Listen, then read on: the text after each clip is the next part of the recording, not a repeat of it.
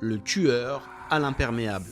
18e de notre liste, Yoo Yong-chul est coréen. Il a sévi au début des années 2000 et le moins que l'on puisse dire, c'est qu'il a souvent eu affaire à la police. Condamné pour divers délits allant du simple vol à des agressions sur mineurs, Yoo Yong-chul bascule dans l'horreur la plus totale lorsque sa femme, qui travaillait comme masseuse, demande le divorce. À cela s'ajoute le refus d'une travailleuse de la rue qu'il voulait épouser et c'est là qu'il commence à s'en prendre à plusieurs masseuses et travailleuses de la rue. Mais ce n'est pas tout. Yoo Yong-chul, vous l'avez compris, était profondément rancunier. Il s'en est pris à des personnes âgées fortunées, souvent des femmes âgées, juste pour se venger du fait qu'il avait grandi pauvre. Ses crimes étaient d'une extrême violence. Il attaquait ses victimes à coups de marteau. Je vous laisse imaginer l'état des pauvres victimes après avoir subi de tels coups. Yoo Yong-chul commettait ses crimes vêtu d'un imperméable, d'où son surnom. Pour approcher ses victimes, il se faisait souvent passer pour un client. Un jour, il contacte une femme qu'il prévoyait d'attaquer, mais celle-ci le trouve étrange et alerte une collègue qui prévient la police. Les enquêteurs tracent l'appel téléphonique et parviennent à l'intercepter sur le lieu du rendez-vous.